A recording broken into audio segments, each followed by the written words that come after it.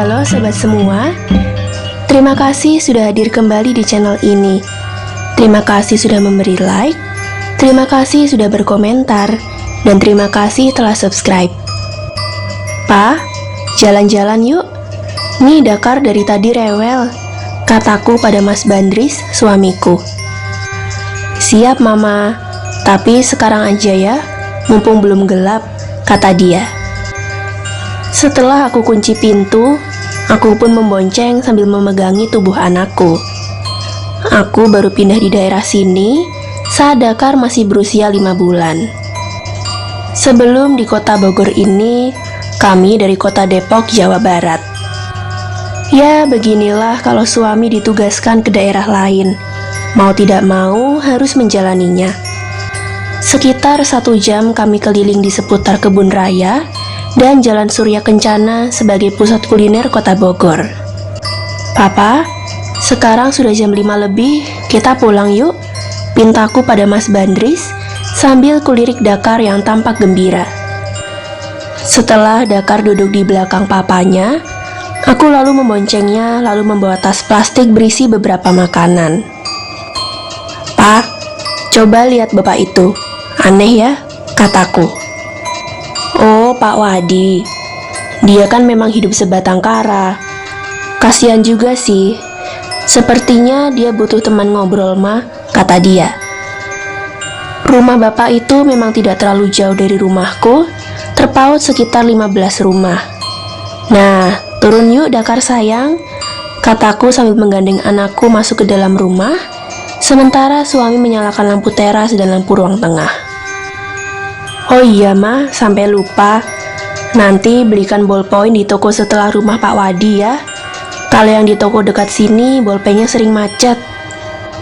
Iya deh Pak, kataku sambil sedikit rasa terpaksa.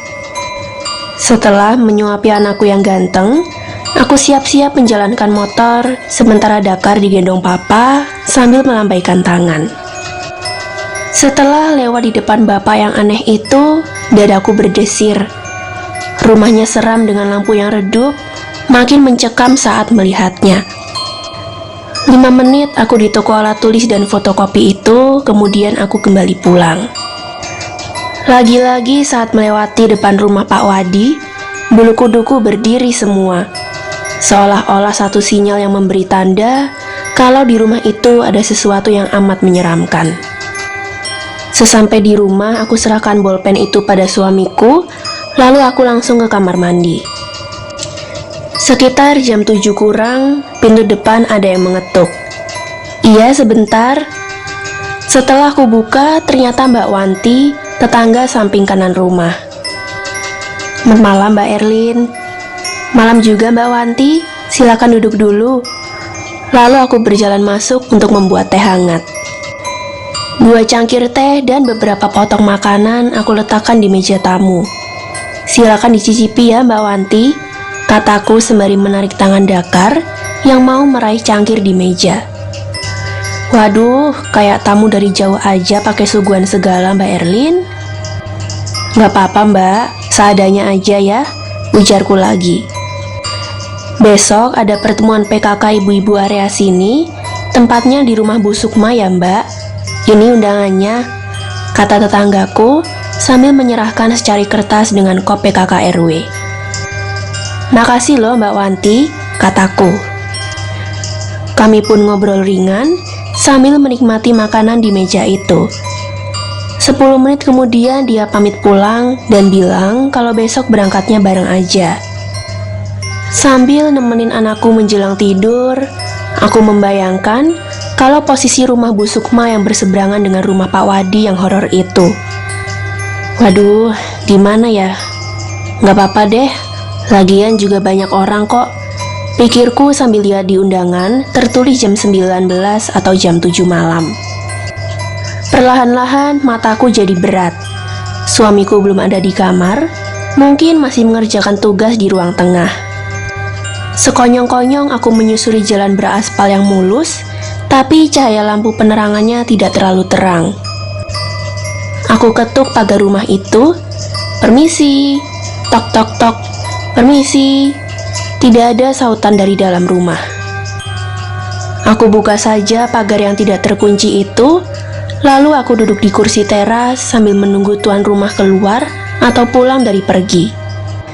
Dan benar saja, seorang perempuan dengan muka yang lesu keluar dari samping rumahnya. "Nyari siapa, Mbak?" tanya perempuan itu. "Saya mau bertemu dengan Ibu Wadi. Ada ya, Mbak?" tanyaku dengan perlahan. "Ibu Wadi, saya istrinya dia, Mbak," jawab perempuan itu dengan pandangan mata yang tak berjiwa. "Kebetulan Mbak kesini, saya butuh pertolongan. Rumah saya di situ, Mbak," katanya lagi sambil menuju ke jalan samping rumah tersebut. "Mama, Dakar menangis. Ma." Aku terkejut dengan suara itu. Aku bangkit duduk, lalu kulihat Dakar menangis. Aku bergegas menyalakan kipas angin. Tubuh Dakar sudah keringetan semua. "Mama, ada apa kok terkejut seperti itu?" tanya suamiku. Sambil mengingat-ingat, kemudian aku bilang kalau habis bermimpi seram. Mas Bandris bilang kalau itu terbawa sampai mimpi saja. Aku hanya mengiyakan, lalu aku rebahkan kembali tubuhku di samping anakku yang sudah tertidur kembali. Sabtu pagi sehabis olahraga ringan, aku hendak memandikan Dakar. Namun karena dia masih bobo, ya udah, mending sekarang aku ke pasar saja. "Pa, Mama ke pasar dulu ya, jagain Dakar," kataku sambil menghidupkan motorku, lalu aku jalankan ke arah kanan.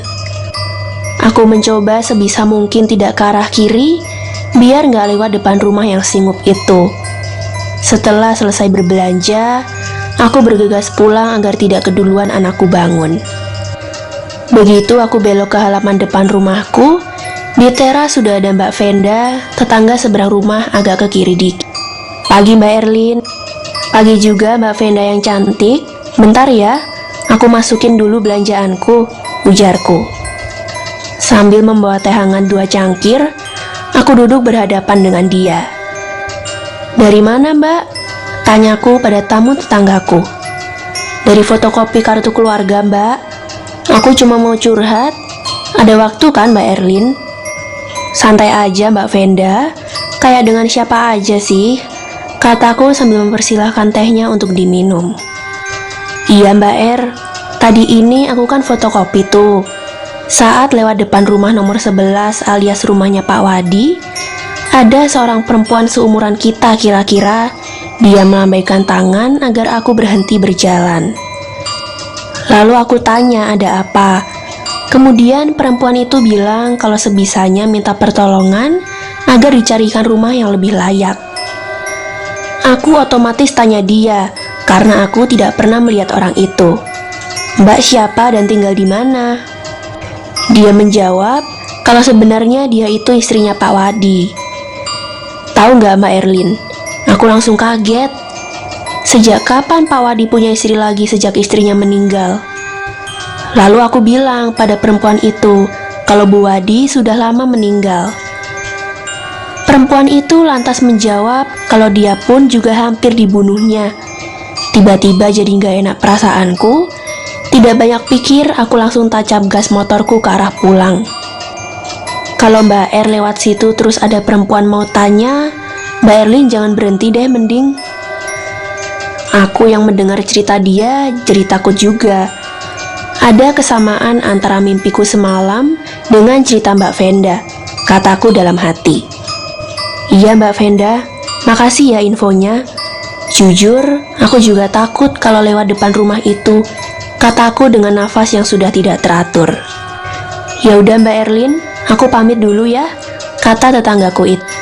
"Oh iya, nanti malam bareng ya Mbak Er," kata dia lagi. Siangnya, aku ceritakan pada suami tentang mimpiku semalam dan cerita dari Mbak Venda tadi. Suamiku nampak kaget dengan ceritaku itu. Dia bilang, dapat disimpulkan bahwa Pak Wadi menyimpan satu kejadian yang patut dibongkar yang selama ini dia simpan sendiri. "Bisa jadi, Pak. Coba deh nanti Mama tanya Bu Dharma. Dia kan tinggal di sini sejak lahir," kataku pada Mas Bandris. Sorenya sekitar jam 3:30, aku ke rumah Bu Dharma yang rumahnya terpaut 3 rumah arah kiri dari rumahku. Singkat kata, Bu Dharma menuturkan bahwa dulu Pak Wadi mempunyai istri namanya Bu Restu. Mereka tidak mempunyai anak, kemudian entah ada masalah apa mereka jadi sering ribut. Suatu hari Bu Restu mendadak meninggal dunia, kata suaminya karena sakit jantung. Namun warga curiga ada kemungkinan Bu Restu meninggal karena terbunuh. Nah, setelah sekitar berjalan 2 tahun, Pak Wadi mengambil seorang pembantu dari Sukabumi. Perempuan muda dari desa itu anaknya baik, tapi entah kenapa setelah 4 bulan bekerja di Pak Wadi, tiba-tiba tidak terlihat lagi. Katanya sih sudah balik ke Sukabumi. Namun lagi-lagi warga menaruh kecurigaan pada Pak Wadi.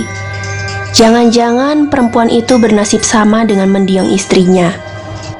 Tapi karena tidak ada bukti, maka sampai sekarang Pak Wadi tenang-tenang saja. Begitu cerita dari Bu Dharma. Rumit ya Bu, perjalanan keluarga itu, kataku pada Budar. Setelah dirasa cukup, aku pun mohon diri untuk pulang kembali ke rumah. Jam 7 kurang 20 menit, aku siap-siap mau berangkat ke rumah Bu Sukma. Aku mesti menghampiri Mbak Wanti, Mbak Venda, Mbak Reta, dan Bu Dharma. Setelah satu demi satu aku hampiri, kami pun berjalan kaki sambil berbincang tentang kegiatan PKK yang sudah terhenti hampir 3 bulan ini. Tepat jam 7 kurang 5 menit, kami pun sampai di depan rumah Bu Suk. Saat aku mau masuk ke halaman rumah Bu Sukma, dari sudut mataku, nampak ada seseorang yang memperhatikan rombonganku. Ketika aku lihat, memang ada, yaitu Pak Wadi yang sedang memandang Mbak Reta tanpa berkedip. Aku tertawa dalam hati. Sudah tua tapi matanya masih jelalatan, kataku dalam hati sambil duduk di teras rumah yang cukup besar ini. Budar menyikut lenganku untuk memberi kode agar aku melihat ke arah Pak Wadi yang tanpa malu berdiri di tengah jalan sambil terus memandangi Mbak Reta. Mirip orang gila ya Mbak, bisik Budar kepadaku. Tidak lama berselang, acara pun dimulai. Singkat kata, sebelum jam 9, acara ditutup oleh Bu Sukma. Aku yang mau pulang ini tiba-tiba dipanggil oleh Budar. Ntar dulu Mbak, saya ngobrol bentar dengan Bu RW. Jadinya aku, Mbak Venda, dan Mbak Wanti duduk kembali sambil menunggu Budar. Tiba-tiba terdengar suara orang minta tolong, kami semua jadi terkejut. Sepertinya itu suara Mbak Reta deh, kata Mbak Venda.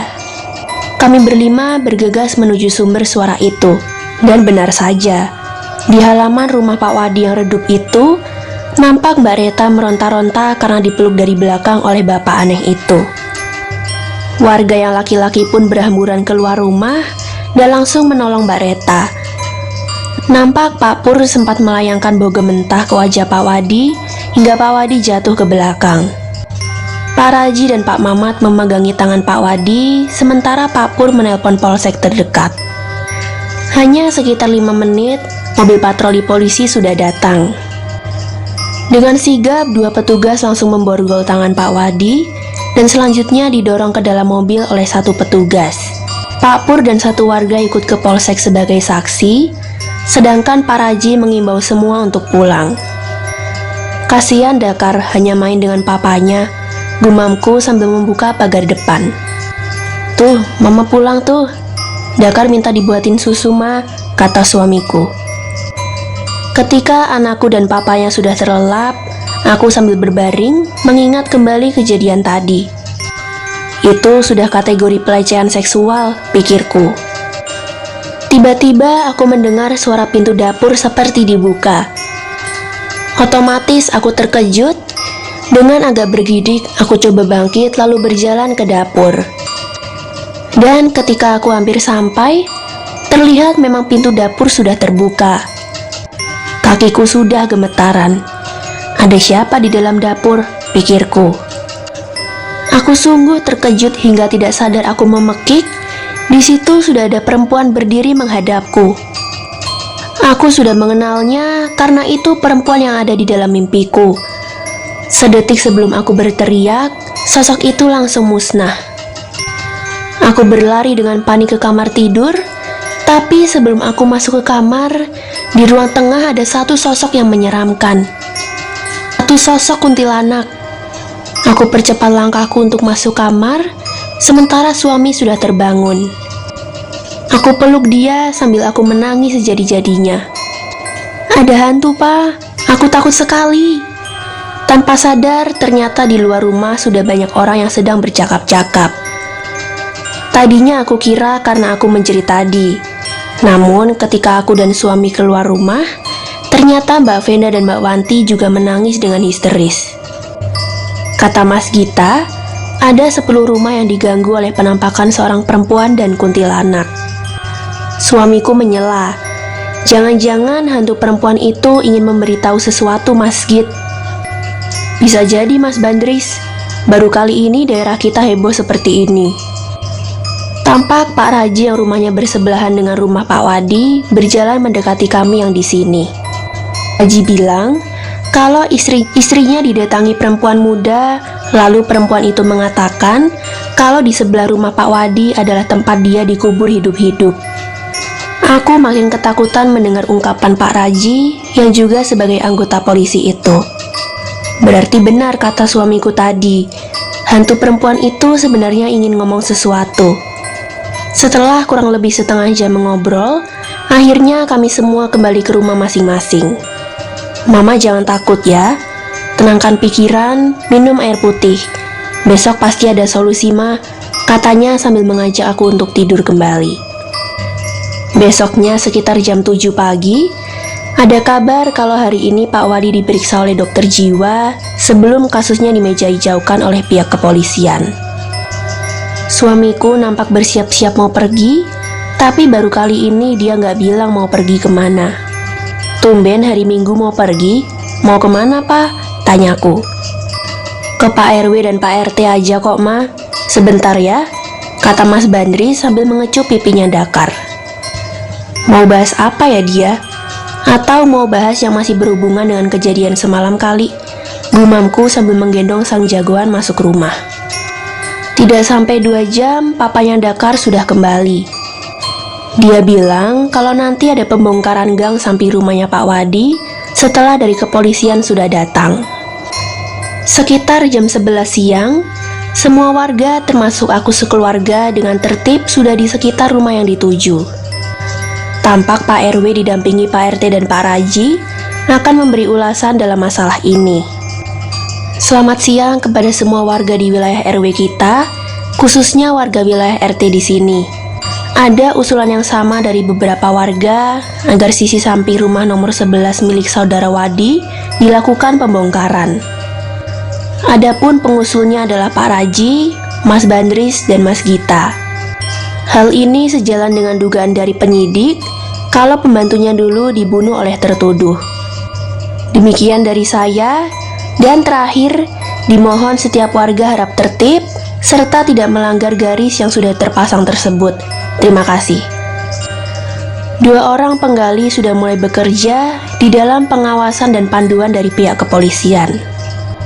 Jengkal demi jengkal tanah terus digali sampai pada kedalaman sekitar 1,5 meter, nampak tulang manusia mulai terlihat dengan pakaian yang masih membalutnya. Beberapa petugas mulai memotret dari berbagai sudut, dan akhirnya penggalian dinyatakan selesai ketika tidak ditemukan mayat lain. Penggeledahan di dalam rumah juga dilakukan sampai sekitar 1 jam, hingga salah satu anggota menemukan buku diari, 1 koper baju perempuan, dan palu dengan bercak hitam yang mungkin itu darah yang mengering. Setelah Pak RW dan Pak RT menandatangani entah surat apa dari pihak kepolisian, tak lama kemudian selesailah acara yang panjang ini. Disusul, warga pun juga bubar kembali ke rumah masing-masing. Malamnya sekitar jam 7, Pak RW memberitahu suamiku melalui chat bahwa ternyata kecurigaan warga akan kematian Bu Restu karena terbunuh adalah benar. Hal itu tertulis di buku catatan harian Pak Wadi kalau istrinya dipukul di kepala bagian belakang dengan palu. Juga mengenai pembantunya yang dikatakan pulang kampung, ternyata juga dibunuh dengan cara dicekik setelah diperkosa berkali-kali hingga hamil. Kemudian mayatnya dikubur di samping rumahnya sendiri. Kasus lama ini terbongkar karena kejadian memalukan yang dialami Mbak Reta. Kasian ya Pak, nasib Bu Restu dan Mbak itu. Dan kamu benar Pak, ternyata perempuan itu sebenarnya ingin memberitahu warga tentang letak dia dikuburkan Pak Wadi. Semoga mendiang berdua tenang di sisi Sang Pencipta ya Pak, kataku dengan rasa haru. Kalau yang kuntilanak itu, gimana penjelasannya Pak? Tanyaku lagi. Itu bisa jadi terkait dengan kasus Pak Wadi, tapi bisa juga tidak ada hubungannya Ma, ujar papanya Dakar. Sekitar jam 9 malam, kami bertiga pun sudah di kamar. Anakku dan papanya sudah tidur, sementara aku masih terbawa dengan kejadian tadi siang. Untung polisi menemukan buku harian tersebut sehingga bisa tuntas kasusnya. Namun walaupun sudah beres, aku masih takut jika melewati depan rumah bernomor 11 itu. Konon rumah yang pernah jadi tempat pembunuhan pasti akan berhantu. Entah butuh berapa lama aku baru berani lewat rumah itu lagi. Aku coba membalikan badanku ke lain arah. Aku jadi benar-benar sangat terkejut. Dadaku langsung berdetak kencang setelah melihat ada satu sosok anak kecil yang bersandar di tembok sudut kamar. Kami satu keluarga baru yang termasuk keluarga bahagia. Bagaimana tidak, aku Wena dan suamiku namanya Tardi dikaruniai seorang anak perempuan yang amat lucu dan cerdas. Dia namanya Cindy, bulan depan baru menginjak 2 tahun. Namun, apa yang dia tidak bisa dibanding seusianya? Menulis huruf A sampai M sudah bisa, mengatakan A sampai Z dalam bahasa Inggris juga sudah bisa. Aku jadi ingat, dulu sewaktu Cindy berumur 1 tahun, kalau ditanya papanya, matanya mana? Dia langsung pegang mata. Kalau ditanya kepala, langsung pegang kepala. Begitu juga hidung, mulut, dan anggota badan lainnya. Sini sayang, makan yuk. Disuapin atau makan sendiri, kataku. Cendi, jawab Cindy pendek. Tak pela lagi aku cubit pipinya, habis lucu banget sih.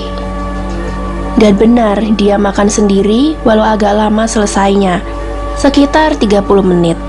Cuci tangan yuk. Aku gandeng dia menuju ke wastafel. Setelah selesai cuci tangan, aku tanya pada dia, sekarang Cindy mau ngapain? Ternyata dia mau lihat film kartun di YouTube. Sementara dia lagi nonton, aku telepon WhatsApp temanku yang rumahnya tidak terlalu jauh, hanya berkisar 6 km dari rumahku. Halo Nina, kamu lagi ngapain? Tanyaku pada dia di seberang sana. Halo juga Wen, aku baru selesai masak lalu buatin susu si kecil, jawabnya. Aku mau main ke rumahmu ya Nin bentar lagi. Oh iya Wen, malah seneng aku. Akhirnya telepon aku matikan.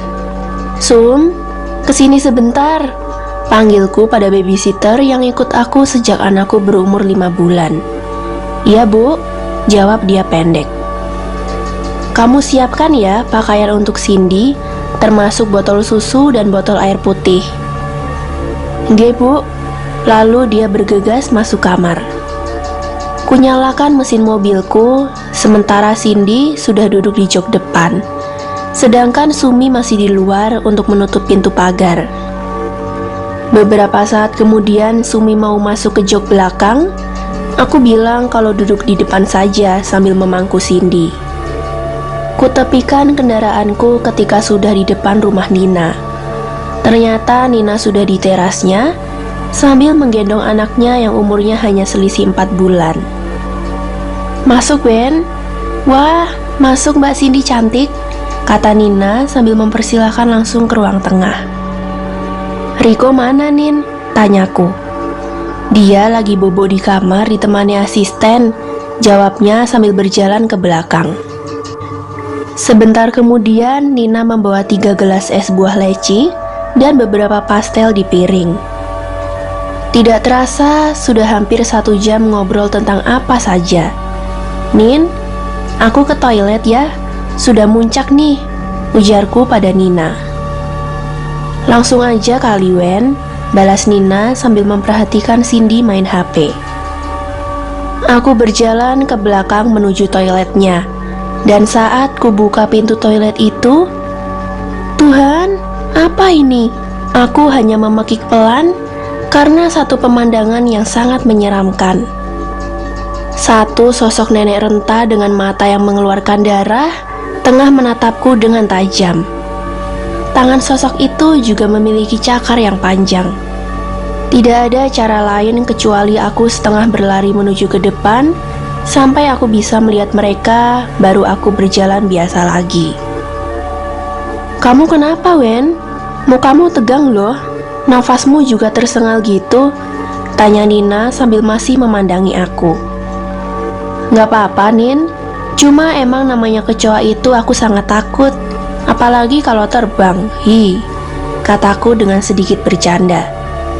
"Wah, Riko sudah bangun sayang. Lagi main dengan Cindy ya?" kataku sambil menenangkan diri.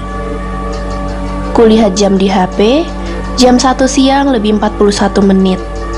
Lama juga ya aku di sini, gumamku dalam hati. "Bu, saya mau ke kamar mandi, Bu," kata Sumi kepadaku. "Loh, kamu izinnya ke Bu Nina dong, Sum," sautku sambil tersenyum. "Iya, masuk aja Mbak. Hati-hati ada kecoa," kata Nina menggoda. Belum semenit Sumi ke toilet, tiba-tiba ada teriakan yang cukup keras. "Astagfirullah, tolong!" Itu jelas suara Sumi, kataku dalam hati. "Ada apa Mbak?" tanya Nina yang bergegas ke arah belakang. Tidak lama kemudian nampak Nina berjalan ke ruang tengah dibarengi Sumi. "Kenapa Sum? Ada kecoa?" tanyaku pendek. "Boten Bu, ada hitam-hitam seram di belakang," kata Sumi sambil masih menggigil ketakutan. "Gak ada apa-apa kok," celetuk Nina sambil melihat aku. Waduh, aku tadi melihat nenek, sekarang Sum malah lihat hitam-hitam. "Nanti saja deh di rumah, akan aku tanya Sumi hitam-hitam itu apa," ujarku dalam pikiran. Kira-kira 10 menit kemudian, aku pamit pada Nina untuk pulang. "Ajaklah anak-anakmu main ke rumahku, nanti bareng-bareng ke tempat wisata khusus anak-anak," kataku pada Nina. Lalu aku, Sumi, dan Cindy pulang sambil cerita tentang nama-nama ikan. "Sum, kamu masuk supermarket itu, tolong beli roti yang Cindy suka sama tisu basah ya," suruhku pada Sumi sang penunggu bayi. Ketika Sumi balik ke mobil, nampak Cindy sudah tertidur sambil posisi duduk. "Sum, kamu tidurkan di jok belakang ya, kamu tungguin di situ juga." Lalu aku jalankan kendaraanku ke arah rumah. "Oh iya Sum, saat di rumah mamanya Riko tadi, kamu lihat apa kok menjerit?" tanyaku. "Kulo melihat hitam-hitam Bu, matanya putih bersinar, dari mulutnya keluar air liur banyak," kata dia. "Hitam-hitam itu apa? Sapi kek? Kuda kek?" "Enggak Bu, itu genderuwo." Takut banget Bu," papar Sumi sambil ketakutan. "Ya udah, jangan diinget ya Sum. Kamu nggak usah takut, dan jangan sampai kamu cerita akan hal itu ketika ada Cindy," tegurku pada dia. Malamnya sekitar jam 7:30, Sum lagi bermain dengan Cindy di ruang tengah. Sementara aku di tempat tidur dengan suamiku yang sedang memeluk tubuhku. "Mas, aku tadi siang melihat hantu nenek di rumah temen," kataku pada Mas Tardi. "Kok bisa sampai begitu, Mah? Ceritanya gimana?" tanya suamiku sambil sesekali mencium pipiku. Lalu aku ceritakan semuanya dari awal aku ke rumah Nina sampai pulang. "Palingan itu hanya di pikiranmu saja, Mah. Atau jangan-jangan sebenarnya hantu nenek itu senang bertemu dengan hantu cantik yang namanya Wena." Kami pun bermesraan hingga tak terasa sudah jam 9 kurang. Setelah aku dari toilet, aku ajak Cindy untuk tidur di kamarku. Namun rupanya dia masih ingin bermain masak-masakan dengan Sumi. "Sum, jagain dia ya, aku mau tidur dulu." "Nggih bu, kalau Mbak Sin sudah ngantuk, nanti kulo ketuk kamar ibu." Aku masih memikirkan penampakan di rumah Nina tadi siang. Itu hantu dari mana ya? Padahal sudah bertahun-tahun ke rumah Nina, baru ini muncul yang begituan. Sampai-sampai Sumi pun juga melihat dalam wujud yang berbeda. Atau jangan-jangan Nina sebenarnya tahu tentang keberadaan hantu itu, namun tidak mau cerita karena ada Cindy dan Rico. Aku jadi bergidik lagi ketika ingat wajah nenek itu. Apalagi kalau mengingat rok panjangnya yang tampak lusuh dan berbau amis. Ih, bulu kuduku sampai berdiri setiap ingat wajahnya. Besoknya, setelah suami berangkat kerja dan aku juga selesai masak, aku di ruang tengah sambil bercanda dengan Cindy. Ketika aku melatih daya imajinasinya dengan bercerita di sini ada sungai, di sini ada sekolahan, dan di sini ada pasar yang tempatnya agak tinggi, dia langsung tertawa senang. Seakan-akan dia lagi berkeliling ke tempat-tempat yang aku ceritakan tadi. "Bu, jika Mbak Sin sudah bobo, kulo mau cerita tentang mimpiku semalam," kata Sumi dengan nada yang serius. "Oke Sum, oh iya, Cindy buatin susu dong." Sesuai perkiraan, baru 7 menit dia minum susu, langsung minta ditemani bobo di kamar. Sambil aku nyalakan lagu-lagu barat, Sin akhirnya tertidur dengan pulasnya. "Bu, semalam kulo mimpi yang menakutkan. Di mimpi itu, aku di rumahku di desa. Di dalam rumah bagian belakang itu, kan ada sumur yang sudah tidak terpakai. Nah, malam itu aku mau buat teh panas. Jadi, aku mau bawa segelas teh itu ke kamar. Dari arah sumur, ada suara seperti orang berjalan. Tadinya aku ngira ibuku dari halaman belakang, karena saat itu keadaannya sepi dan agak remang-remang. Aku jadinya berhenti melangkah, lalu aku amati sekitar sumur itu. Sepertinya sih tidak ada apapun. Namun, seketika ada bayangan yang bergerak perlahan di belakang sumur itu.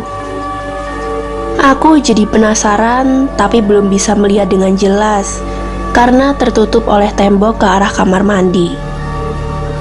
Aku mulai perlahan mendekati sumur itu dengan harapan tidak ada apa-apa. Seketika ekspektasiku hancur ketika dari dalam sumur itu muncul satu sosok kuntilanak sambil terkekeh.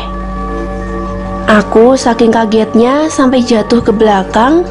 Sosok itu melayang keluar sumur menuju ke arahku. Untungnya aku masih bisa berdiri dan membalikan badan untuk berlari.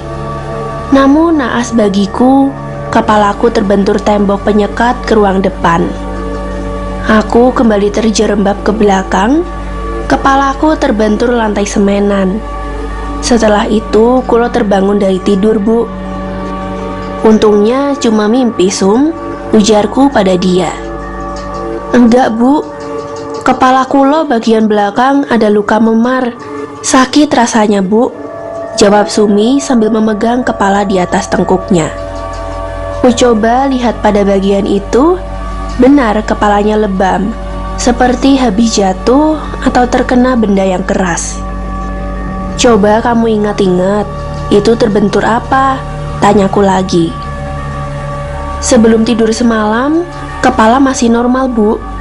Namun begitu kulo terbangun dari mimpi, kepala belakang sudah benjol, Bu," kata dia sambil menahan rasa sakitnya.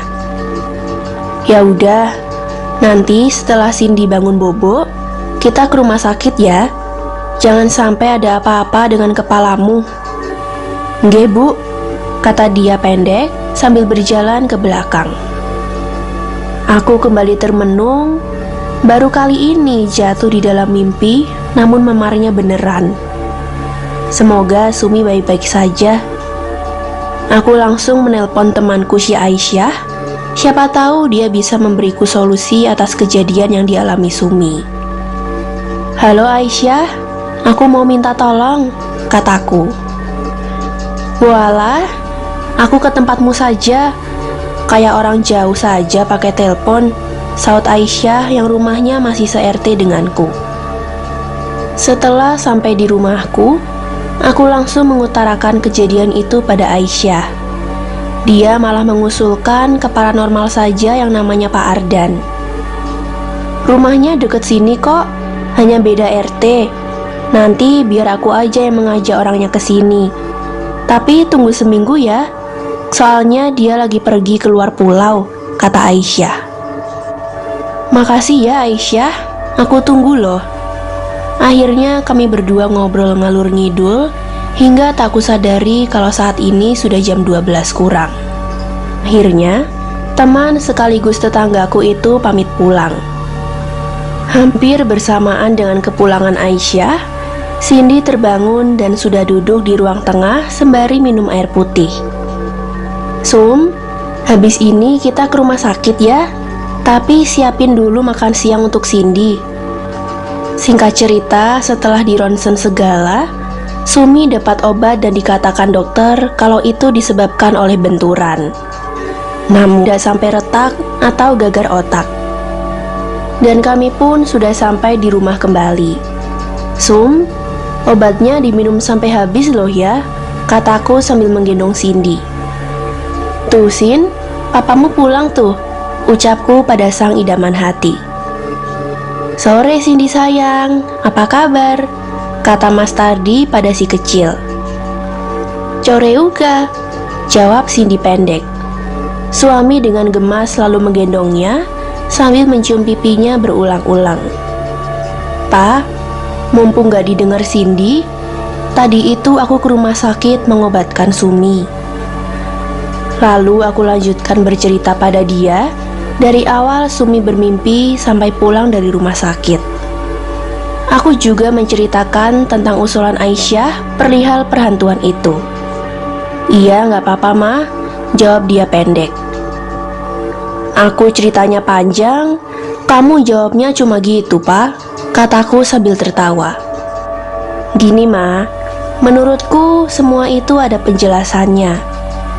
Sumi sebaiknya dibawa ke psikiater jika dia mengalami lagi hal serupa. Maksudnya, kepala yang memar itu memang tidak sengaja terbentur atau karena loncatan kelistrikan otak. Karena kalau loncatan kelistrikan otak, memang akan membuat seolah-olah benturan karena mimpi. Sepertinya dia ada kelainan, Ma," jawab suamiku panjang lebar. "Oke, Pak, kalau dia terulang mengalami hal serupa, nanti aku ajak dia ke dokter jiwa." Seperti hari-hari yang telah lewat, hari ini aku menghubungi Nina untuk kesini, lalu bersama-sama ke taman bermain khusus anak-anak. "Halo Nin, kamu kesini dong," suruhku pada dia. "Ada apa Wen?" tanya dia. Sambil tertawa, aku sampaikan kalau kita akan ke tempat bermain. Singkat kata, Nina, Riko, dan Sri sudah di rumahku. Sementara Sumi sudah menyiapkan semua bekal untuk di sana nanti.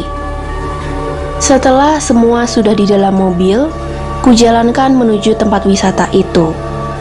Sekitar 1 jam kami pun sudah sampai di lokasi. "Kok sepi ya Wen?" tanya Nina. "Iyalah, kan sekarang bukan hari libur Nin," kataku sambil mengeluarkan tas-tas yang berisi bekal. Setelah membeli tiket masuk, kami semua mulai berjalan perlahan. Cindy digandeng Sumi, sedangkan Riko digandeng oleh Sri pembantunya Nina. Banyak pilihan permainan. Ada kolam renang, ada mandi bola, ada panjat tali, dan masih banyak lagi jenisnya. Cindy banyak memilih panjat tali. Sepertinya aman sih, karena semua permainan di sini memang dirancang khusus anak-anak. Jadi dalam hal keamanan, pasti dijamin oke. Setelah panjat tali, Cindy menuju ke goa ajaib, di mana goa itu memiliki lorong-lorong yang membingungkan jika di dalamnya. Nampak Sumi terus mendampingi kemana Cindy pergi. Nina, kita duduk di sini yuk. Enak di bawah pohon yang rindang, kataku sambil membeber tikar dari bahan terpal elastis. Sekitar setengah jam kemudian, Nina mau buang air kecil. Toiletnya di mana ya, Wen? Tanya Nina. Itu, kamu lurus aja. Nanti kamu akan melihat peta taman ini. Cari di peta itu, pasti ketemu kok, kataku pada dia. Nina pun berjalan sesuai yang kubilang tadi. Aku buka Google untuk mencari informasi dokter jiwa. Siapa tahu aku membutuhkan untuk Sumi bila diperlukan. Samar-samar ku dengar suara orang menangis, dan yang jelas itu suara anak kecil. Aku coba melihat sekeliling, tetapi tidak ada siapapun, padahal suaranya cukup dekat. Bulu romaku berdiri, terutama di bagian kedua lenganku. Semakin lama semakin jelas, aku kembali memalingkan ke kiri dan ke kanan, tetap tidak ada siapapun. Akhirnya aku coba memutar tubuhku, sambil tetap duduk, dan aku sangat terkejut. Tepat di belakangku ada seorang anak laki-laki, mungkin sekitar 6 tahunan, menangis sambil memegang belakang kepalanya. "Kepalamu kenapa, Dek?" tanyaku. Namun anak itu hanya diam saja. Aku lihat dan melihat ada apa di kepalanya, dan aku syok setelah melihat kepala anak itu berlubang yang besar sekali. Aku antara percaya dan tidak. Kalau dia anak biasa, dengan luka menganga seperti itu, pasti pingsan atau sudah tewas. Jangan-jangan itu hantu. Sambil dadaku berdetak kencang, aku berlari menjauh dari situ. Sekitar sudah berjarak 30 meteran, aku membalikan badan. Anak itu sudah nggak ada di situ, dan justru Nina yang muncul. "Wen, aku di toilet tadi melihat 4 hantu anak kecil." Aku pun akhirnya cerita pada dia kalau aku juga melihatnya. Kami pun bergegas memasukkan makanan dan barang-barang ke dalam tas, lalu segera ke goa ajaib. "Sumi, Cindy, Riko, Sri." Tidak ada yang menyaut. Aku makin panik memanggil-manggil mereka, sementara Nina langsung masuk ke salah satu mulut gua itu. Sekilas suara Nina terdengar sambil memanggil-manggil Riko dan Cindy. "Ya Tuhan, tolonglah kami." Aku berdoa sambil terus melihat pada semua mulut gua. Tanpa diduga, bajuku ditarik dari belakang. Aku hampir saja menjerit. Ternyata itu Cindy, Riko, Sumi, dan Sri sudah di dekatku sambil tersenyum. "Nah, sekarang malah mamanya Riko yang hilang," kataku pada Sumi dan Sri. Cukup lama kami mencari Nina, masih juga belum terlihat. Akhirnya aku putuskan, semua mending ngumpul di sini aja, jangan berpencar. 20 menit kemudian, nampak Nina muncul dari dalam dengan paniknya. "Wen, kita pulang sekarang. Aku stres kalau di sini terus."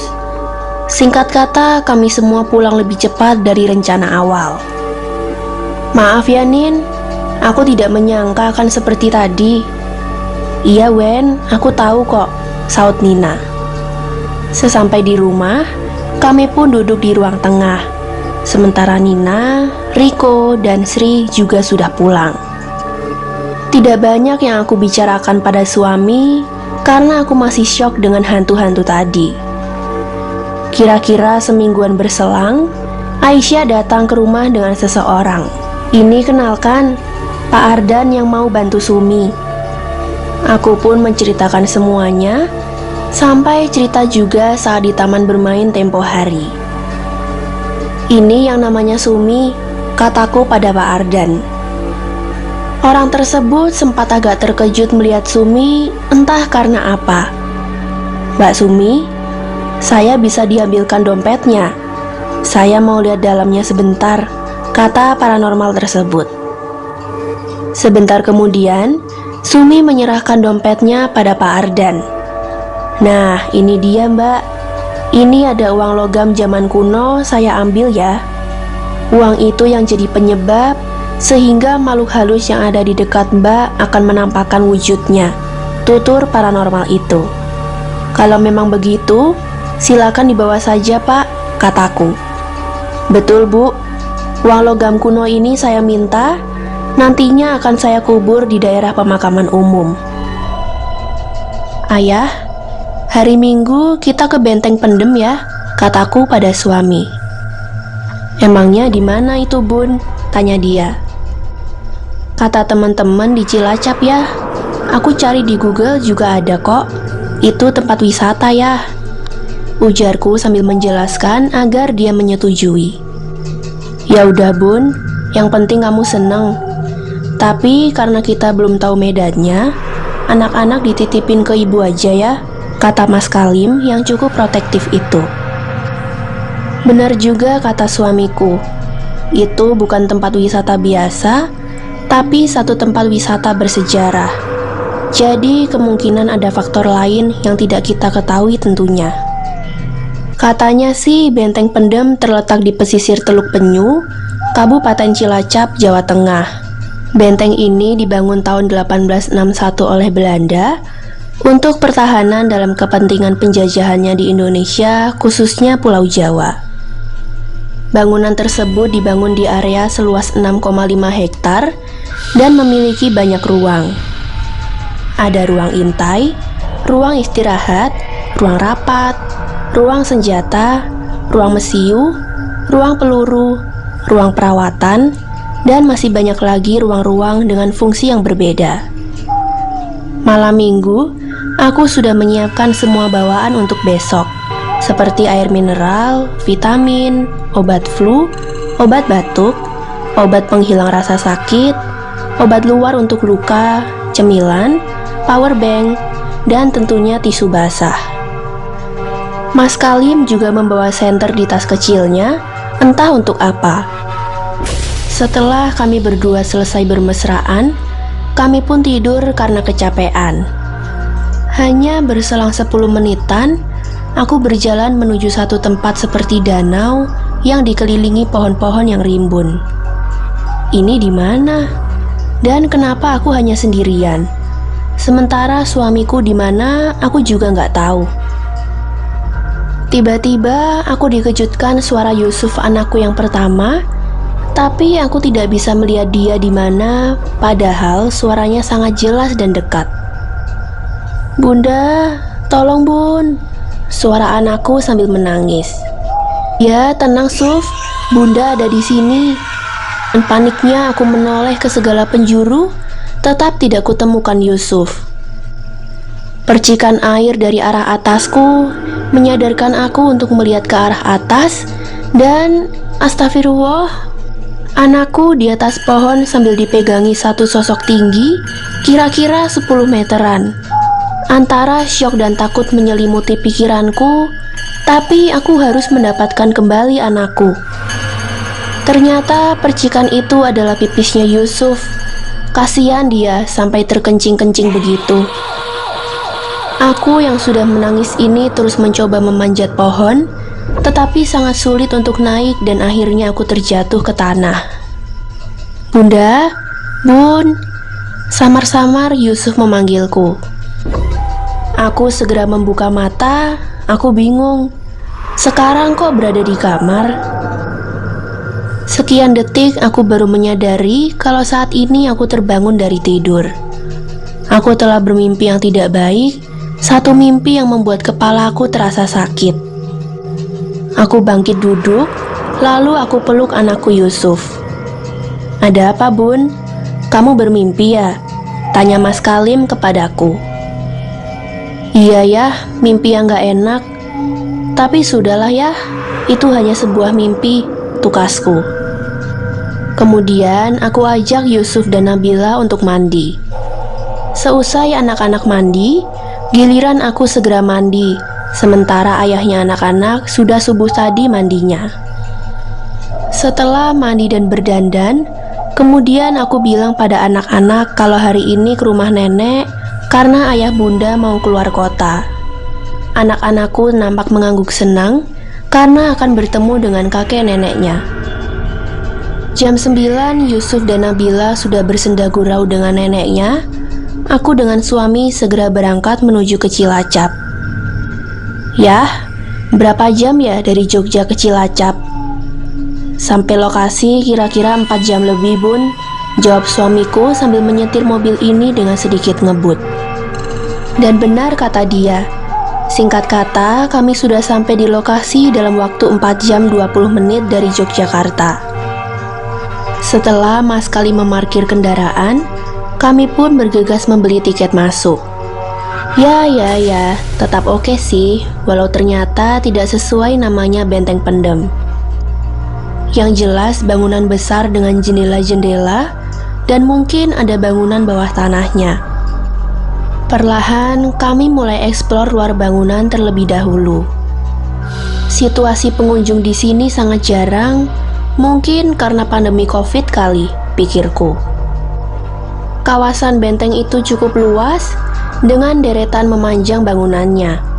Dan pada saat melewati bangunan penjara, dibangun seperti parit dengan bentuk miring sebagai antisipasi dari musuh.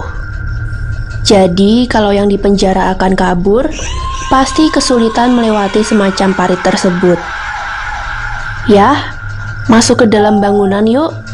Itu ada lorong seperti goa, kataku pada suami yang memotret objek menarik bagi dia. Kami mulai memasuki lorong dengan jalan masuk yang berbentuk bundar seperti terowongan. Tunggu Bun, ayah potret ya, kata Mas Kalim. Aku memasuki satu ruang yang agak gelap, katanya sih ini ruang perawatan. Aku berpose lagi di dekat sudut ruang agar suami mengambil gambarnya. Aku merasa dadaku berdesir, seperti ada sesuatu di pojok yang lain. Setelah aku amati, memang benar ada perempuan pirang dengan rok yang penuh dengan darah, berdiri melihatku sekitar 3 detik lalu menghilang. Nafasku mulai tersengal, kepalaku jadi pening. Aku ambil air mineral dari tas punggung yang dibawa suami. Kamu kenapa, Bun? Kepalaku sakit ya. Sambil aku ambil obat penghilang rasa sakit di saku samping tas ranselku. Istirahat, Bun. Ayo, kita duduk di pintu masuk yang tadi, ajak dia sambil menggandeng tanganku. Aku lalu menceritakan penampakan tadi dan dia bilang, ada 2 kemungkinan, Bun. Pertama, karena oksigen di dalam ruang itu tipis hingga otak masuk dalam area sadar dan halusinasi. Kemungkinan kedua, memang ruang itu ada penunggunya, kata suami dengan analisisnya yang masuk akal. Tapi aku gak bisa membedakan yang mana ya, kataku sambil tertawa kecil. Kondisiku berangsur mulai pulih walau peningnya masih terasa. Ayo ya, jalan lagi yuk, ajakku dengan semangat kembali. Kami mulai memasuki ruang untuk pengintaian di zaman itu. Seram juga, ada lubang-lubang kecil untuk memandang di luaran. Aku coba mengintip di lubang pengintaian itu, memang cukup strategis untuk melihat di luaran sana. Namun, mendadak aku melihat di sebelah kanan, satu sosok orang yang berpakaian tentara Belanda yang lehernya terpenggal. Aku sangat terkejut dan ngos-ngosan. Aku hanya tertegun saja, tanpa bisa menghindar dari pemandangan tersebut. Tentara itu tetap berdiri tegak, walau kepalanya sudah menggantung ke samping. Tiba-tiba gelap sekelilingku. Bun, Bunda, Bun. Aku perlahan membuka mataku. Suami sembari memangku kepalaku, memberi tetesan air mineral di mulutku. Makasih ya, kataku sambil aku mencoba duduk dari rebahan tadi. Bunda tadi pingsan sekitar 1 menit sebelum siuman, tambah Mas Kalim. Perlahan kepalaku kembali normal, lalu aku ceritakan apa yang kulihat tadi di lubang pengintaian. Kembali lagi aku berjalan dengan suami menuju ke bangunan penjara. Sekitar 10 menit berjalan, akhirnya aku mulai masuk area penjara. Bulu kuduku langsung berdiri, seolah-olah memberi sinyal kalau area penjara ini sungguh wingit. Sungguh terasa aura yang berbeda dan lebih pekat rasa kengeriannya dibanding dengan ruang perawatan tadi. Aku sebenarnya takut untuk meneruskan langkahku menelusuri lorong itu. Namun peperangan antara rasa takut dan rasa penasaran dimenangkan oleh keingintahuanku. Pengap dan oksigen yang tipis menghantui siapapun yang berada di sini. Aku berpose di jeruji besi sel penjara itu dengan tanggap suamiku langsung mengabadikannya. Kali ini aman, pikirku dalam hati. Ternyata dugaanku salah besar. Ketika aku menyusuri dari sel ke sel, tiba-tiba aku sangat terkejut. Bagaimana tidak? Di dalam salah satu sel itu ada satu sosok perempuan tua yang meringkuk. Aku tidak dapat melihat wajahnya. Akan tetapi dari rambut dan ukuran tubuhnya sudah menunjukkan kalau perempuan itu bukan orang Belanda. Itu orang Indonesia, atau tepatnya perempuan Jawa. Aku hendak lari ke arah suami, namun sosok tersebut seketika menolehkan wajahnya ke arahku. Astagfirullahaladzim, wajah itu sudah tidak berbentuk, banyak luka parah dan sudah berbau sangat busuk. Aku membalikan badan ke arah suamiku, namun dia tidak ada. Aku jadi makin panik. Ya, ayah. Aku memanggil dia sambil berteriak sekencang-kencangnya, tapi dia tidak kunjung ada dan terlihat. Dadaku berdetak kencang ketika dari arah sel sebelah kiri ada satu sosok perempuan yang menyeringai. Ya Allah, itu kuntilanak. Aku terus berlari walau aku tidak tahu harus lari kemana. Sambil tersengal, sampailah aku di suatu aliran sungai. Dan sekilas aku melihat Mas Kalim berdiri di dekat pohon besar. Tanpa banyak pikir, aku bergegas menghampiri dia sambil terus memanggil. Mas, ayah, Mas Kalim. Begitu agak dekat, habislah hatiku. Itu bukan suamiku, melainkan mayat hidup. Aku langsung balik arah sambil berteriak minta tolong. Aku makin percepat lariku ketika kulihat ada orang dari kejauhan. Ada apa? Ada apa, Mbak? Tanya seorang bapak yang ternyata penjaga gerbang depan tempat wisata ini. Ada hantu, Pak. Suamiku juga tidak ada tiba-tiba. Kataku sembari minum air putih pemberian petugas itu. Silakan duduk, Mbak. Nanti biar kawan-kawan yang mencari suaminya, Mbak. Saya minta nomor HP panjenengan ya, Pak. Tanyaku sambil masih tersengal. Baik, Mbak. Nomor WA saya 081 sekian-sekian. Nama saya Pak Darto. Kemudian bapak itu bicara pada kawannya lewat HT untuk segera mencari seorang lelaki di area penjara yang berbaju kotak-kotak namanya Mas Kalim. Setelah itu Pak Darto berjalan ke arah keluar gerbang. Kepalaku sakit, tapi obat ada di tas yang dibawa suamiku, jadinya aku nikmati saja rasa sakit ini. 1-2 pengunjung mulai masuk area ini, mereka dengan anak-anaknya. Apa tidak takut anaknya ada apa-apa? Baru sebentar aku melamunkan pengunjung itu, dari arah gerbang kulihat ibuku masuk ke area wisata ini. Namun kok sendirian? Kemana bapak dan anak-anakku? Kataku dalam hati. Setelah agak dekat, aku menghampirinya. Bu, ibu, kalian sinten, Bu? Dengan siapa, Bu? Namun ibuku terus saja berjalan ke arah dalam. Beliau berjalan seorang diri. Mungkin pendengarannya lagi terganggu kali. Jadi aku percepat langkahku untuk mengejarnya. Sesampai di samping kanannya, kutanya lagi, "Ibu mau apa dan dengan siapa kesini?" Beliau hanya menoleh padaku sebentar, lalu berjalan lagi ke depan. Hatiku jadi merasa gak enak. Jangan-jangan ini sebenarnya bukan ibuku. Kalau hanya mirip, jelas tidak.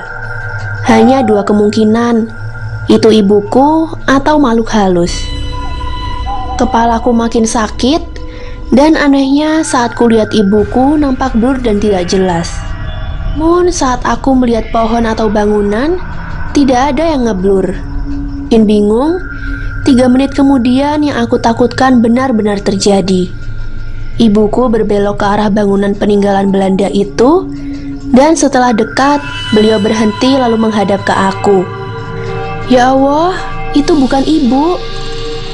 Itu nenek iblis yang kulihat di penjara tadi. Kowe kudu melu aku. Kowe wis kebajot jajah omahku. Kamu harus ikut aku. Kamu sudah terlanjur seenaknya masuk rumahku, kata sosok itu sambil menatapku dengan amarah yang menyala. Pakaianku sudah dibasahi oleh keringat, jantungku berdegup dengan cepat. Sebelum tubuhku jatuh ke tanah, dari belakang ada yang menangkap badanku, lalu aku didudukkan di tanah. Ternyata itu suamiku. Kamu kemana aja, Bun? Aku cari kemana-mana gak ada, tukas Mas Kalim dengan wajah yang cemas. Aku masih terdiam. Aku hanya bisa memberi isyarat untuk minta botol air minum. Setelah sekitar 1 menit, aku bilang perlahan bahwa aku juga mencarinya sampai ke gerbang depan. Tanpa merespon kata-kataku barusan, dia memapahku ke arah gerbang depan untuk bisa lebih rileks. Setelah aku duduk di kursi di dekat pos gerbang, aku mulai menceritakan kejadian yang menimpaku tadi. Tanpa terasa, aku sudah berlinang air mata. Untung ayah bawa air minum lebih, Bun, kata dia di samping memegang kepalaku. Badanmu panas, tapi jangan minum obat lagi ya. Air putih aja yang terus diminum. Kayaknya kamu dehidrasi deh, kata suamiku. Setelah aku mulai ada tenaga, suami mengajak keluar dari area ini. Aku makan nasi yang kubawa dari rumah tadi pagi, sementara suami tidak menjalankan mobil dulu. Mungkin takut aku muntah atau yang lainnya, kataku dalam hati. Singkat kata, aku sudah di rumah. Sekitar jam 7 lebih, Yusuf dan Nabila nampak mulai mengantuk. Untung sudah makan malam, gumamku sambil menyelimuti kedua anakku. Kemudian aku menghampiri suami yang duduk di teras rumah. Ya, bobo yuk. Ayah pasti capek juga kan? Kataku sembari menggandeng tangannya. Entah sudah jam berapa, tiba-tiba di kamarku sudah berdiri sosok nenek jahat yang di benteng penem itu. Aku merasa aneh pada diriku sendiri. Aku tidak merasa takut ataupun berkeringat. Laila, polamu wis kebacut. Kowe kudu melu aku saiki. Aku wis kebacut nesu karo kowe. Laila, tindakanmu sudah keterlaluan. Kamu harus ikut aku sekarang. Aku sudah terlanjur marah denganmu, kata nenek itu dengan nada yang kasar. Entah keberanian dari mana, aku pun menimpali. Perbuatanku apa yang keterlaluan? Aku hanya sekedar jalan-jalan di sana. Justru kamu itu yang tidak benar. Kamu telah mengganggu kehidupanku. Bun, Bunda, bangun dulu. Kamu mengigo. Bangun yuk. Aku sambil mengucek mata mulai menyadari kalau aku bermimpi. Aku duduk, lalu bangkit berdiri. Iya ya, aku mimpi, kataku sambil keluar kamar menuju toilet. Untung hanya mimpi. Ini pasti terbawa dengan kejadian seram di Cilacap tadi deh. Setelah selesai aku keluar dari toilet, aku mau balik ke kamar tidur. Aku mengambil gelas dulu untuk minum, dan kemudian di hadapanku sudah berdiri nenek keparat itu. Spontan aku berteriak, "Mas, tolong!" Mas Kalim bergegas keluar dari kamar, dan aku langsung bilang padanya, "Yah, iblis itu sudah ada di rumah ini. Ayah harus segera nyari solusi untuk mengusir berdebah itu. Sampai di sini kisah Mbak Laila. Semoga bisa mengambil hikmahnya serta terhibur. Jumpa lagi dengan cerita hari ini dari Mas Yorfi, umur 26 tahun, dari Surabaya. Aku Yorfi, kuliah sudah semester banyak. Aku magang pada salah satu hotel di kotaku. Hotelnya cukup bagus, maklum sudah bintang sekian. Mudah-mudahan kelak aku bisa bekerja di sini, kataku dalam hati. Walau kuliahku jurusan public relation, tapi aku harus cari pengalaman di berbagai divisi di hotel ini. Di awal aku di sini, aku harus mengenal struktur akses hotel. Aku mulai dari lobi hotel, lalu aku masuk lewat jalan paling kiri, karena di situ ada 3 akses jalan. Aku susuri lorong ke arah kolam renang dan taman. Di lorong tersebut ada lift menuju ke kamar-kamar.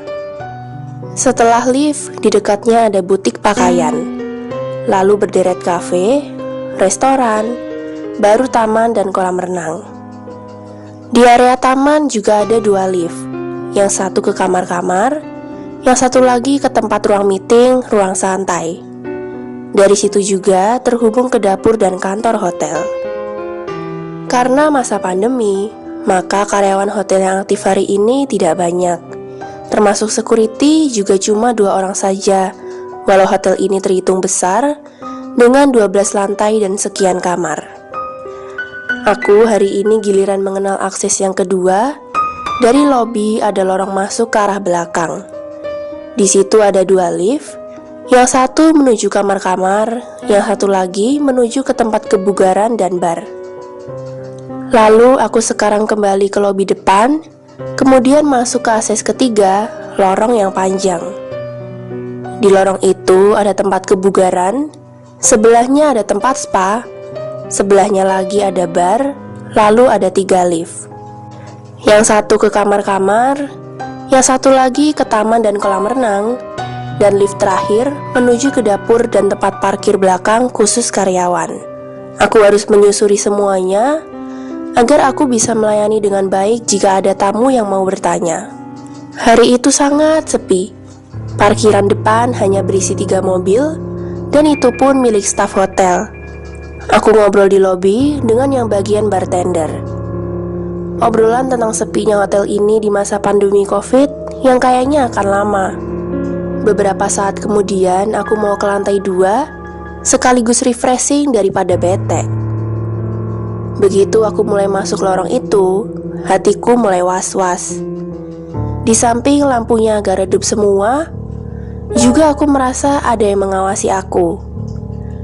Kamar pertama aku buka, kamar nomor 201. Kordennya tiba-tiba goyang sendiri, padahal jendela tertutup rapat. Aku kembali ke koridor untuk cek kebersihan dan termasuk kamar. Semua lantainya dikarpet dan tidak berbau. Giliran aku masuk kamar 202, terdengar suara perempuan menangis. Aku cukup kaget. Apa ada tamu baru? Batinku. Aku coba dekatkan telingaku pada pintu kamar 202, ternyata bukan dari ruangan itu.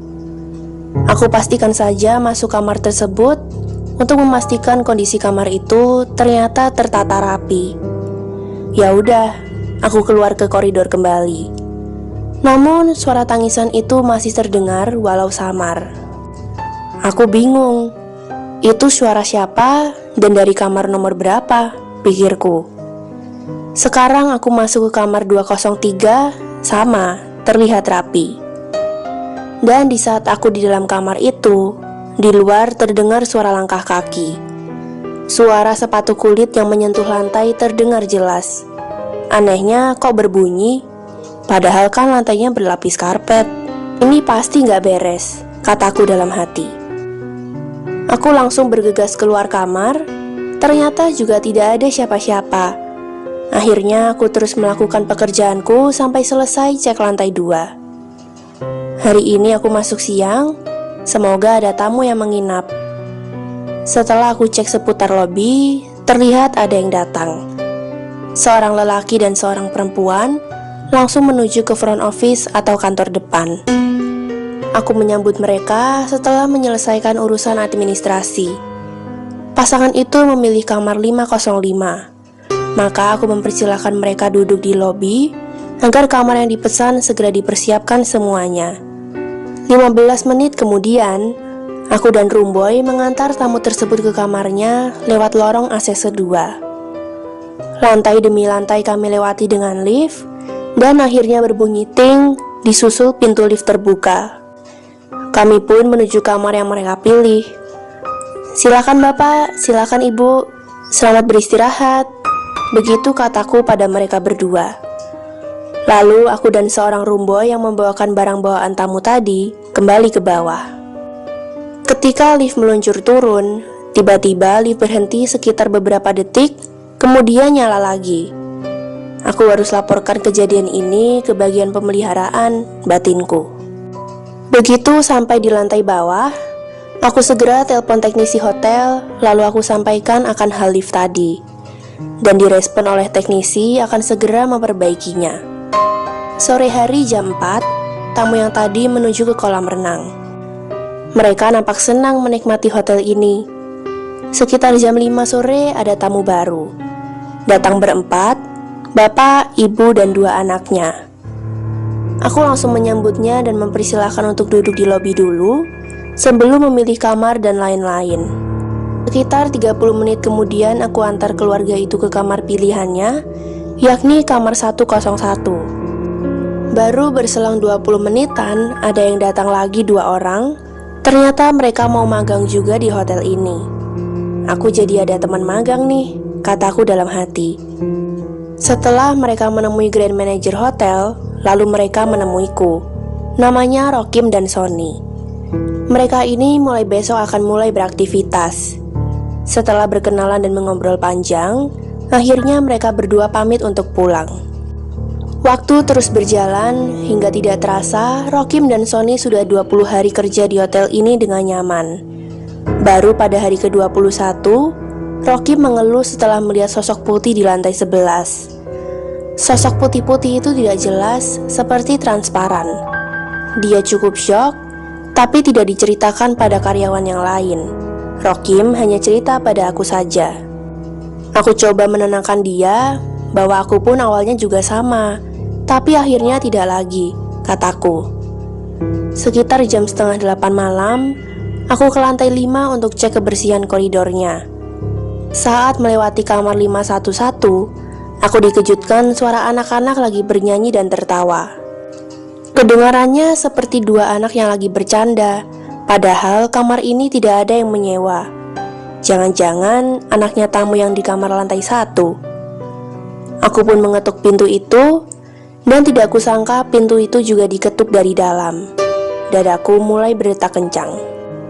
Sebentar kemudian aku ketuk kembali pintu tersebut. Aku beranikan untuk membukanya. Dan ternyata tepat di hadapanku sosok kuntilanak dengan muka berdarah. Refleks aku tutup pintu itu dan berjalan ke arah kamar 505. Begitu aku sampai di depan pintu kamar 505, aku sangat kaget hingga jatuh terjengkang karena secara bersamaan pintu itu terbuka. Ternyata tamu kamar itu lagi mau keluar kamar. Dia juga kaget sambil memekik. "Maafkan saya, Bu, saya terpeleset," kataku. "Kamu ngapain di sini?" tanya tamu itu. Dengan dada yang masih berdetak kencang, aku jawab bahwa aku lagi mengecek kebersihan karpet koridor ini. "Ya udah, lain kali jangan bikin orang terkejut ya, Mas," kata yang laki-laki. "Iya, maafkan saya, Pak," kataku sambil mempersilahkan mereka untuk jalan duluan. Setelah memastikan lift yang dinaiki tamu tersebut sampai tujuan, maka aku baru pencet lift. Tak lama pintu lift terbuka, kemudian aku masuk dan aku pilih angka 1, lalu pintu lift tertutup. Namun lift tidak segera bergerak turun. Justru pintunya terbuka kembali, seakan ada orang yang mau masuk lift ini. Karena beberapa saat tidak ada orang yang masuk, jadi aku segera tekan tombol untuk menutup pintu. Aku yang sudah takut dari tadi mulai tenang karena lift mulai bergerak. Saat kulihat angka penunjuk posisi lift, aku kembali terkejut. Ternyata lift malah menuju ke atas. Padahal tadi jelas-jelas aku tekan tombol 1. Ketakutan mulai timbul lagi, dan tepat di lantai 8, lift berhenti, tapi pintu tidak terbuka. Sesaat kemudian aku tekan kembali tombol nomor 1, dan anehnya lift baru bergerak ke bawah. Terlihat petunjuk lantai 7, lantai 6, dan lantai 5. Ketika tanpa sengaja mataku melihat pantulan dinding lift, aku kembali sangat terkejut. Terlihat ada pocong di sebelahku. Aku hanya melihatnya dari pantulan dinding lift. Aku tidak berani menatap langsung. Tubuhku gemetar, keringat dingin mulai mengecur, dan aku pejamkan mataku. Beberapa saat kemudian aku merasakan pintu lift terbuka, dan ada suara Rocky memanggilku. Kubuka mataku, bergegas aku keluar lift menuju ke toilet umum, diikuti Rocky yang tidak jadi masuk lift. Sesampai di toilet, ku basuh muka lalu menenangkan diri, sementara Rocky bertanya, "Kamu di lantai berapa melihat hantu?" "Di lift, Kim," jawabku pendek, dan kami berdua pun terdiam. Besoknya aku masuk pagi bersama Sony, sedangkan Rocky masuk siang. "Son, coba kamu tanya pada tamu yang di kamar 505 ya," kataku pada Sony, dan dia pun mengiyakan. Lalu aku menuju koridor di mana venue kebugaran berada. Aku mulai cek satu persatu. Mulai ruang kebugaran, ada 7 orang member lagi fitness. Aku lanjutkan ke venue spa, hanya ada 1 orang pelanggan. Lalu ke tempat bar, kosong. Berarti siang ini pengelolanya lagi libur, gumamku. Kemudian aku teruskan ke kolam renang dan taman. Kuperiksa sejenak dan ternyata oke-oke saja. Jadi aku lanjutkan ke restoran. Ada beberapa pasang yang lagi menyantap makan pagi. Setelah itu aku kembali ke lobi, di mana Sony sudah di situ dan mengatakan bahwa tamu kamar 505 siang ini akan pulang. "Terima kasih Son," kataku. Lalu aku menemui manajer front office untuk konfirmasi hal tersebut. 2 hari kemudian, aku dan Sony masuk siang, sedangkan Rocky giliran masuk pagi. Pagi tadi ada tamu baru masuk, lelaki muda dengan perempuan sudah setengah baya. Mereka menempati kamar 903. Rocky sudah sarankan di lantai bawah saja, tapi mereka tidak mau. Mereka ingin tenang dan tersembunyi, mungkin karena mereka pasangan selingkuh. Mereka selalu di kamar, makan siang pun minta diantar ke kamarnya. Sore ini aku ngecek bartender masih sepi. Hanya restoran saja yang lumayan rame. Aku pun lanjut ke lobi utama untuk menyambut siapapun yang datang ke hotel ini. Tidak lama, ada 2 orang perempuan datang menanyakan tentang ballroom, apakah besok bisa dipakai. Aku menjawabnya bisa dan langsung mengantarnya bertemu dengan manajer acara. Sejam kemudian, 2 orang tersebut pulang. Tak lama, manajer acara mendekatiku dan bilang bahwa besok siang area ballroom sudah dipesan orang. Ada acara gathering atau makan-makan. Aku menjawab singkat, "Baik Pak." Lalu aku berjalan sebentar ke venue kebugaran. Ternyata sudah tutup, pelatihnya juga sudah pulang. Jam menunjukkan jam 8-an kurang. Aku berpapasan dengan Sony, dia bilang kamar 903 order makanan dan sedang dilayani oleh bagian dapur. "Iya Son, nanti kita berdua cek ke lantai 9 ya." Sony setuju. Tiba-tiba aku ditelepon bahwa AC kamar 506 tidak dingin. Aku kaget. Bukankah kamar itu tidak ada orang? Batinku. Aku langsung telepon teknisi untuk mengecek AC di kamar 506. Teknisinya malah menjawab bahwa tadi sudah mengecek ke sana dan tidak ada orang, serta AC-nya normal saja. "Baiklah Mas, terima kasih." Lalu telepon aku tutup. Kalau begitu, siapa yang telepon tadi? Bulu kuduku langsung berdiri semua. Sekitar jam setengah 10 malam, aku dan Sony menuju ke koridor 9. Namun, aku dan Sony mampir dulu ke koridor 5, khususnya kamar 506. Lift mulai naik menuju lantai 5. Begitu sampai lantai 5, koridor terasa hangat dan lampunya redup dari biasanya, sehingga menambah suasana mencekam. Baru kira-kira 5 langkah, Kami pun berhenti setelah mendengar suara gaduh di seputar kamar 505, 506, dan 507. Kami berdua masih berhenti sambil mendengarkan suara apa itu, namun tidak jelas. Perlahan-lahan kami pun maju menuju kamar 505. Begitu sampai di depan pintu, ternyata sumber suaranya bukan dari situ. Aku pun mulai maju perlahan menuju pintu kamar 506. Tiba-tiba suara gaduh itu terhenti dan berganti menjadi suara tangisan, namun samar banget. Kami coba ke pintu kamar 507, ternyata bukan dari situ. Jadi jelas suara itu dari kamar 506. Suara tangisan itu masih ada, dan tiba-tiba Sony langsung membuka kamar tersebut. Kami pun dibuat bengong. Tiada satupun keanehan di dalam kamar itu. Semua normal, hanya saja suhu kamarnya lebih panas dari suhu di koridor. Kami pun kembali berjalan menuju lift untuk menuju koridor lantai 9. Lift pun mulai bergerak ke atas. Aku sebenarnya sangat takut. Kulihat wajah Sony juga pucat. Namun kami tidak membahas hal tadi. Lift terasa masih naik, tapi kenapa tidak sampai-sampai? Kulihat info angka pada pintu lift bagian atas, tertulis 678, lalu ke angka 6, lalu 7, lalu 8. Begitu seterusnya. Ini kayaknya liftnya bermasalah, Son, kataku pada Sony. Lalu aku tekan aja tombol buka pintu, dan sebentar kemudian pintu terbuka. Kami langsung keluar untuk memastikan sekarang ini di lantai berapa dengan cara lihat nomor kamar aja.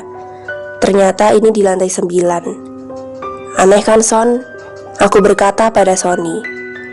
Namun Sony hanya diam saja dan kelihatan tegang. Aku berhenti di depan kamar 903. Samar-samar terdengar suara desahan nikmat. Aku pun berjalan lagi dengan Sony. Mereka lagi habis-habisan rupanya. Dalam hatiku. Sesampai di kamar pojok, kami pun kembali menuju lift untuk turun. Namun ketika melewati kamar 911, aku mendengar suara desahan juga. Bukankah ini kamar tidak berpenghuni? Kami pun cuek dan melanjutkan menuju lift. Ketika tepat di depan kamar 903, justru terdengar sepi banget. Namun suara desahan itu terdengar di kamar 904. Aku sudah nekat. Aku langsung dobrak pintu kamar 904 tersebut. Terbukalah sudah, tapi tidak ada siapa-siapa. Suara itu kembali terdengar di kamar 903. Aku yang sudah kalut ini langsung kudobrak kamar tersebut dibantu oleh Sony. Lampu kamar tidak menyala, terlihat gelap banget. Dan ketika lampu kamar dinyalakan oleh Sony, astaga, bukannya dua sejoli yang memadu kasih, namun satu sosok kuntilanak tanpa kepala lagi berdiri. Sedangkan kepalanya yang terpenggal itu tergolek di kasur. Aku dan Sony langsung lari menuju tangga darurat di pojok bangunan. Kami tidak merasa capek, yang terpikir hanya bagaimana secepat mungkin bisa sampai ke bawah. Dan pada saat menuruni lantai 5 ke lantai 4, ada suara kaki ikut menuruni tangga. Sepertinya suara itu mengejar kami berdua. Aku percepat langkah lariku, dan itu juga diikuti Sony dari belakang. Sesampai di lantai bawah, kami pun langsung duduk di lantai sambil nafas yang masih terengah-engah. Sedetik kemudian aku mendengar suara langkah kaki mendekat. Kami tidak menggubris lagi. Mau sosok apapun terserah. Ternyata muncullah Pak Manajer acara. Demikian cerita dari Mas Yorfi. Sampai jumpa di cerita selanjutnya. Bye.